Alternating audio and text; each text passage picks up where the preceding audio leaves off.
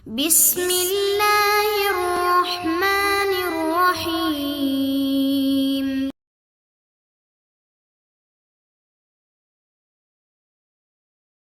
Kita lanjutkan hadis yang ke-9. Ini adalah hewan-hewan yang tidak sah untuk kurban Idul Adha. Anil Bara'i radhiyallahu anhu qala Rasulullah sallallahu alaihi wasallam, arba'un, ada 4 la yajzina yang tidak sah fil adhahi dalam kurban Idul Adha. Al-aura, yang buta sebelah mata, al-bayyinu awaruha, yang jelas butanya. Wal maridatu, dan yang sakit, al-bayyinu maraduha, yang jelas sakitnya. Wal arja, dan yang pincang, al bayyinu dhal'uha, yang jelas pincangnya. Wal ajfa, dan binatang yang kurus, allati la tunqi, yang tidak bersumsum. Hadis riwayat Imam 4 dan disahihkan oleh Ibnu Hibban. Nah, ini adalah syarat kedua bagi kurban Idul Adha. Syarat yang kedua adalah syarat yang harus tidak ada, yaitu harus tidak ada 4 cacat ini, ya. Kalau salah satu dari 4 cacat ini ada pada hewan, suatu hewan, maka dia tidak bisa untuk dijadikan sebagai kurban Idul Adha. Kecuali, ada pengecualian. Kalau kita misalnya membeli hewan untuk kurban dalam kondisi sehat walafiat, selamat dari 4 cacat ini. Nah, begitu hari H sudah kita tetapkan ini sebagai kurban, ya. Kemudian begitu hari H akan kita sembelih, ternyata cacat itu baru saja muncul. Nah, maka di sini dimaafkan, ya. Sebagaimana diriwayatkan dalam Musnad Ahmad bahwasanya ada seorang sahabat Nabi punya kambing kurban. Kambingnya selamat dari 4 cacat ini. Tiba-tiba di suatu malam diserang oleh serigala atau oleh, ya, hewan buas, ya. Nah, akhirnya ekornya itu putus, ekornya habis karena dimakan oleh serigala tersebut. Badannya masih utuh, tapi ekornya putus, cacat. Nah, maka kemudian dia diizinkan untuk menyembelih korban tersebut, sehingga dari situ para ulama mengambil kesimpulan kalau sudah diniatkan sebagai korban dan dalam kondisi sah untuk korban, tetapi kemudian cacatnya muncul setelah itu, maka ini dimaafkan. Dan ini sering terjadi, bahkan mungkin setiap tahun saya ada yang bertanya masalah ini, yaitu kasusnya sapi dibawa dalam kondisi masih sehat, ya, masih utuh. Ini sudah ditetapkan sebagai sapi kurban. Nah, begitu diturunkan dari truk, tiba-tiba menurunkannya tidak pas, akhirnya kakinya pincang satu, ya. Jatuh, kemudian kakinya pincang satu. Nah, di sini dimaafkan, tidak ada masalah. Kenapa? Ketika ditetapkan sebagai kurban, dia masih sah untuk kurban tersebut. 4 cacat yang dimaksudkan oleh Nabi adalah, pertama, al-aura, yang buta sebelah mata. Kalau buta dua-duanya, maka ini lebih jelas lagi tidak diterima sebagai hewan korban. Menyelisih pendapat ini adalah mazhab Zahiri. Mereka mengatakan karena Nabi hanya menyebut aura, yang buta sebelah mata, maka kalau buta dua-duanya malah sah. Nah, ini pendapat yang sangat janggal sekali, ya, termasuk yang tadi, ya, yang syadz, yang menyelisih ijma' para ulama, yang tidak dianggap karena seolah-olah pendapat itu tidak ada. Cacat yang kedua, yang sakit. Tapi semuanya ini harus jelas, ya. Kalau buta, ya jelas butanya, sakit, ya jelas sakitnya, pincang juga. Ini yang ketiga, ya. Yang keempat adalah yang kurus. Nah, dari 4 cacat ini para ulama mengambil kesimpulan. Kesimpulannya dari 4 cacat ini adalah setiap cacat yang menyebabkan berkurangnya daging hewan tersebut. Karena kalau buta sebelah mata, meskipun hanya sebelah mata, menyebabkan dia akan kalah ketika makan dari teman-temannya, ya, karena teman-temannya bisa melihat makanan itu secara sempurna, sementara dia hanya bisa melihat dengan sebelah mata, dia akan kalah, maka dagingnya akan berkurang, ya. Demikian juga yang sakit, ya, malas untuk makan. Kemudian yang pincang, dia akan ketinggalan oleh teman-temannya, sehingga teman-temannya sudah sampai ke tempat makan, mereka sudah kenyang, ini yang pincang baru datang dari belakang, ya, sehingga dia akan kurus juga.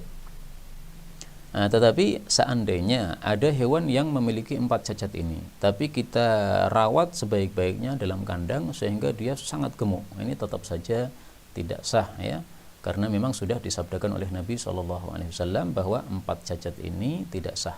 Adapun perkataan para ulama tadi bahwasanya 4 ini maksudnya adalah yang menyebabkan kurangnya daging hewan tersebut, itu hanyalah pemikiran dari para ulama, ya, tidak harus begitu, ya.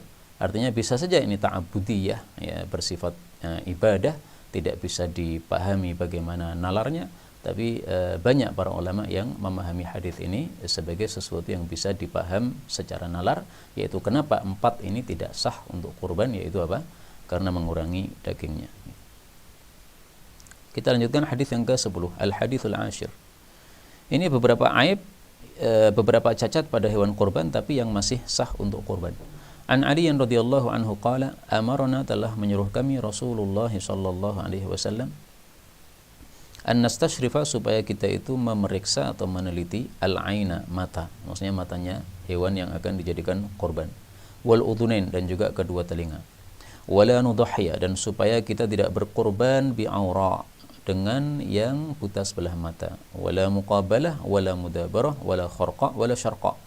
Ini semuanya istilah yang intinya cacat pada telinga hewan, dan dijelaskan ya, rawahu Abu Daud. Wal muqabalah, dan hewan muqabalah diambil dari kata-kata kubul yang artinya depan, ya, yaitu yuqta'u, dipotong, taraful udun, bagian ujung dari telinga, maksudnya dari arah depannya. Jadi ujung depannya dipotong, setelah itu ngelewer ya, kiwir-kiwir ya, bahasa Jawanya apa? Kiwir-kiwir. Wal mudabarah diambil dari kata-kata dubur, ya artinya belakang, itu yuqta'u, dipotong, min muakhiril udhun, dari bagian belakang telinga. Nah, jadi bedanya kalau tadi bagian depannya, nah ini bagian belakangnya, tapi sama ya. Kemudian telinganya ini jadi cacat, jadi turun, jadi ngelewer ya. Adapun asyarqa itu adalah tusyaqqul udhun, yang dilubangi telinganya. Mohon maaf, tusyakku, yang dibelah, al udhun, telinganya. Nah, kalau dibelah ini tidak harus dari depan atau dari belakang, bisa dari tengah, bisa dari sampingnya, yang penting dibelah menjadi 2 misalnya. Wal kharqa, adapun kharqa itu adalah tukhraku, yang dilubangi, udhunuha, telinganya, lissimah, untuk tanda. Nah, jadi kambing karena banyak, akhirnya orang-orang Arab suka ngasih tanda. Nah, salah satu tandanya dilubangi ya, kayak anting-anting untuk perempuan ya, dilubangi pada bagian apa, cuping telinganya. Nah, ini dilubangi untuk sebagai tanda. Hadis ini derajatnya kata Syekh Albani dhaif kecuali kalimat yang pertama ya. Maka kalau diterjemahnya di sini tertulis sahih, ini maksudnya adalah sahih pada kalimat pertamanya saja. Nah, jadi perlu ditambahkan sendiri ya. Ini terjemahnya kurang sempurna ya. Sahih pada kalimat pertamanya, yaitu pada kalimat an nastashrifal aina wal udhun. Kami disuruh Nabi untuk periksa mata dan telinga. Ini saja yang sahih. Adapun larangan untuk menyembelih dengan muqabalah, mudabarah, kharqa, syarqa, ini hadisnya derajatnya dhaif. Karena itu dalam masalah ini para ulama berselisih pendapat.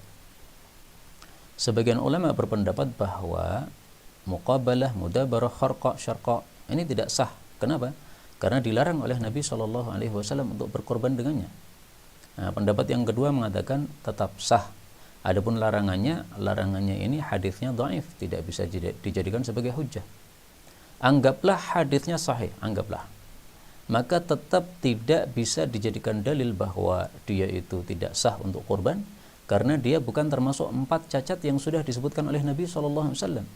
Di mana Nabi mengatakan arba'un, sambil waktu itu beliau mengangkat jarinya ya, menunjukkan 4. Nah, artinya yang tidak sah hanya 4 ini, selain 4 ini masih sah.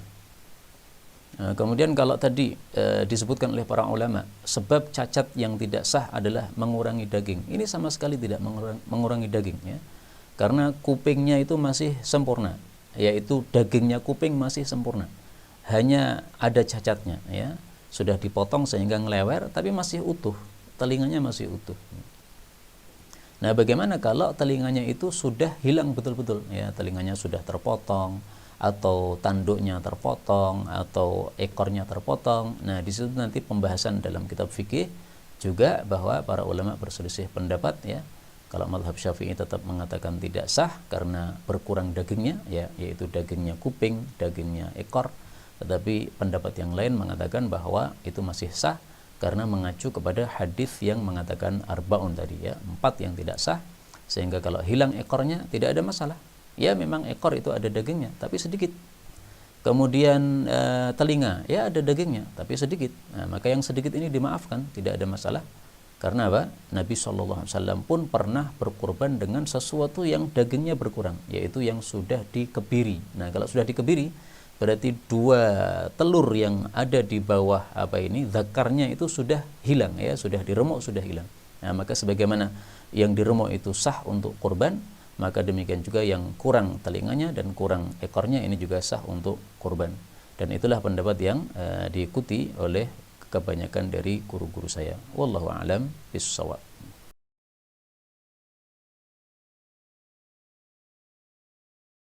تقبل منا إنك أنت السميع العليم وتب علينا إنك أنت التواب الرحيم. اللهم نحمدك حمدا شاكرين حمدا ناعمين حمدا يوافي نعمه يكافئ مزيدا. يا ربنا لك الحمد ولك الشكر كما ينبغي لجلال وجهك الكريم ولعظيم سلطانه. اللهم صل وسلم وبارك على رسولك الكريم نبينا محمد وعلى آله وصحبه أجمعين.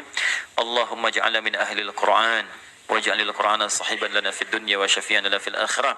Ya Allah, jadikan kami termasuk ahli Al-Qur'an. Jadikan Al-Qur'an sebagai sahabat kami di dunia, syafaat bagi kami di akhirat.